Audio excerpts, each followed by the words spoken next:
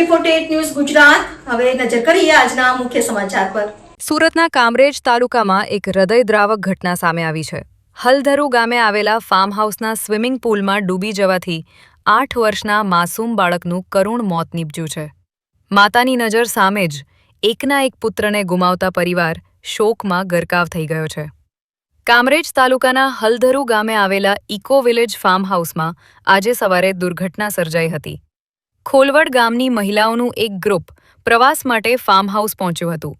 તેમની સાથે 8 વર્ષીય ધર્મ પરસોત્તમભાઈ તળાવિયા પણ આવ્યો હતો। પ્રાથમિક માહિતી મુજબ મહિલાઓ કપડાં બદલવા માટે ગઈ હતી। તે દરમિયાન ધર્મ રમતા રમતા સ્વિમિંગ પૂલ પાસે પહોંચી ગયો હતો અને અચાનક પાણીમાં ખાબકી ગયો હતો।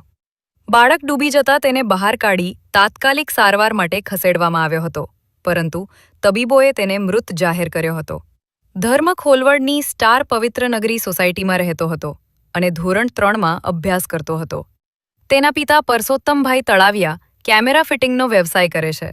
ધર્મ પરિવારનો એકમાત્ર પુત્ર હોવાથી તેના મોતથી પરિવાર પર દુઃખનો પહાડ તૂટી પડ્યો છે। ઘટનાની જાણ થતાં કામરેજ પોલીસ સ્થળ પર પહોંચી હતી અને અકસ્માત મોતનો ગુનો નોંધી સમગ્ર મામલે વધુ તપાસ શરૂ કરી છે। 48 ન્યૂઝ ગુજરાત સાથે પ્રશાંત પટેલ બારડોલી।